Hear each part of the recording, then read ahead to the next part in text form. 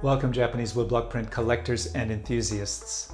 Before I officially introduce today's woodblock print artist, I want to show you a quick slideshow of prints.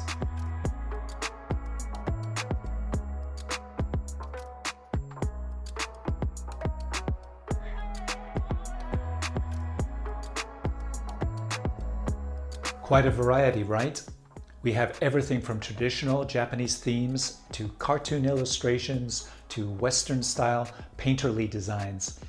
And if you haven't guessed, the one thing they all have in common is they were done by the same artist. Today we're delving into the life and work of a pivotal figure in the evolution of woodblock prints, an artist who captured the changes going on in Japan during the Meiji era and contributed to the modernization of Japanese art. His name was Kobayashi Kiyochika. As usual, I'll start with a short bio and then get into his popular print series in semi-chronological order, so you can see how his art evolved over time. Kiyochika was born in 1847 in Edo. He was the 9th child of the head of the shogun's granary. At the age of 15, his father died and he moved to Suruga province, where he worked as a fisherman. He trained in the martial arts and went touring with a group of performing swordsmen. He began his art career in 1874 at the late age of 27, after moving back to Tokyo. Kiyochika is really unusual because he didn't have any formal apprenticeship or training in an ukiyo-e school. He was largely self-taught. He said that he was influenced by the style of Iwasa Matabe and Hishikawa Motonobu, two of the original founders of ukiyo-e from back in the 1600s. There is evidence that Kiyochika studied Western-style painting with Charles Wergman, an English journalist and art instructor who lived in Japan. Here are a couple of paintings by Wergman so you can see his style. It was also said that Kiyochika studied with one of my favorite artists, Kawanabe Kyosai, and the artist Shibata Zeshin. He even had a friendship with Shimooka Renjo, the father of Japanese photography. So that wide variety of inspiration, mentorship, and training helps us to understand how Kiyochika could be so adept in expressing his creativity in so many different styles.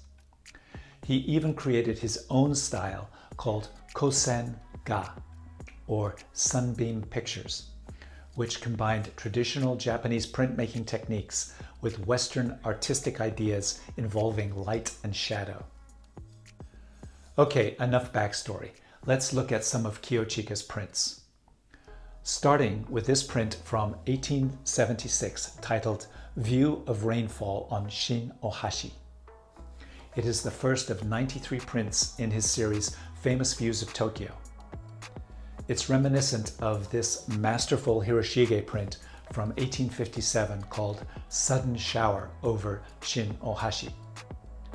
But we can see that Kiyochika's version is more painterly. It's less hard black outlines and a more subtle blending of colors. This is also a ground level view of the bridge from a distance and rendered in a realistic Western perspective approach. Here are some more prints from the series, and you can see how different and fresh these designs are. We can clearly see his Kosen-ga style that he developed, the understanding of how to use light and dark to reveal key aspects of a scene and create this immersive environment. These prints are also notable for their inclusion of the modernization that Tokyo was undergoing. He captured images of horse-drawn carriages, railroads, and telegraph poles. Kiyochika worked closely with the publisher Matsuki Heikichi, who also published many of Yoshitoshi's prints. Let's take a quick segue into some of the earlier ukiyo-e artists and their landscape prints of Tokyo. In 1834, Kuniyoshi gave us famous views of the eastern capital. And you can see he was ahead of his time and influenced by Western artistic styles. In 1856, Hiroshige produced 100 Views of Edo, an amazing series and deeply influenced by the Utagawa school. In 1861, Hiroshige II did his 48 Famous Views of Edo. And in 1874, Hiroshige III designed his Famous Places in Tokyo. Both Hiroshige II and III showed the gradual modernization of Japan.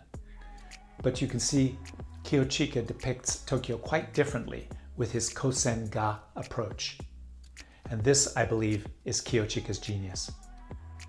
I think these fire prints are the most powerful prints from this series. Kiyochika experienced several major fires firsthand. In 1881, a huge fire started in Kanda. Kiyochika grabbed a sketchbook and ran out to sketch the fire. Later, when he returned home, his house was completely burned down and his family had left. We are fortunate to have his sketchbook, where he painted this scene a few months before the fire. And for this print, he used the same composition and added in the frantic people and the flames. Here's a very different looking print from 1878 called 3 Geisha in 1. This print demonstrates Kiyochika's inventiveness in using woodblocks to mimic a lithographic print style. He overlays 3 women's faces, and it really looks like a photograph. This reminded me of work by the modern sculptor Yoshitoshi Kanemaki. In 1879, he published a historical print series called Kyodo Rishi no Motoi, or Instructive Models of Lofty Ambition. And these were formal prints of famous men and women throughout history who were known for high standards of moral leadership and success.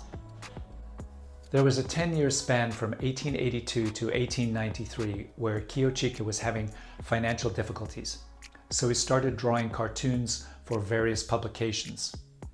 Here are some examples of his caricatures and cartoons during this time, starting with his comic series 32 Faces.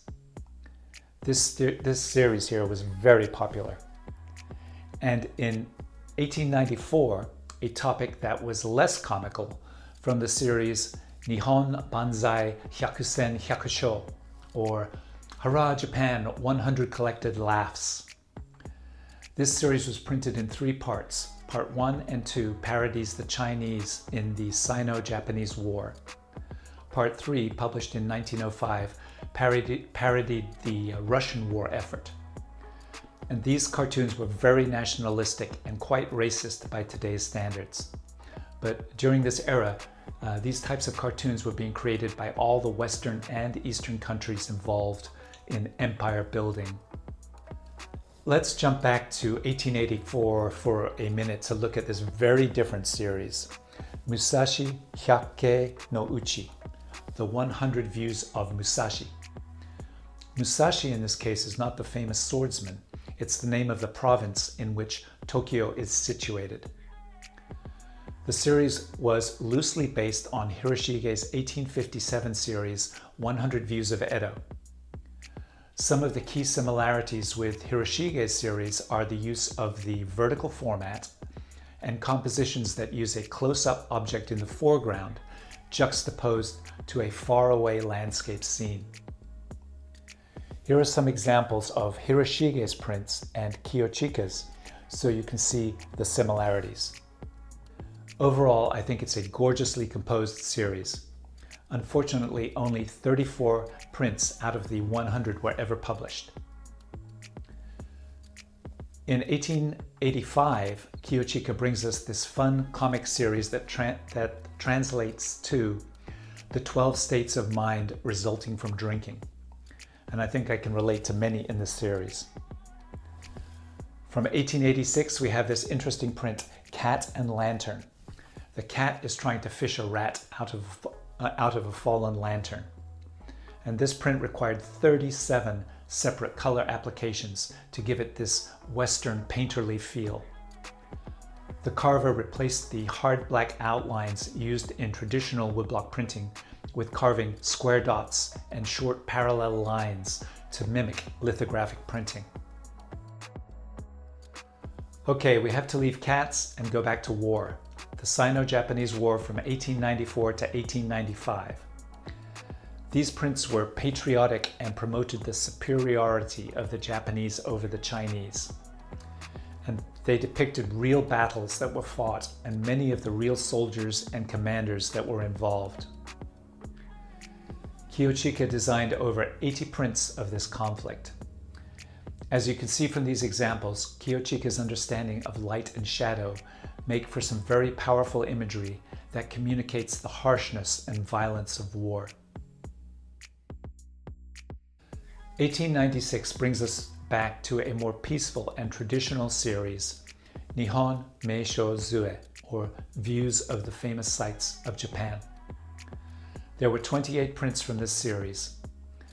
This is the famous Saruhashi, or Monkey Bridge. And here's a photo of the actual bridge from 1890, so you can compare. Due to the influx of photography and lithography replacing woodblock printing, Kiyochika wasn't very active during the last part of his life. But I'll end with a print that was published after his death.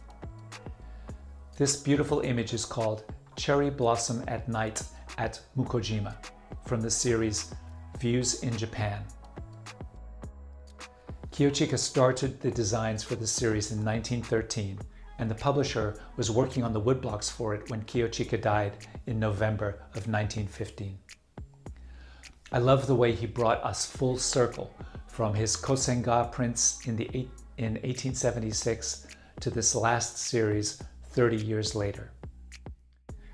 Kiyochika's understanding of light, shadow, shade, and perspective influenced a whole new group of woodblock artists that were to follow.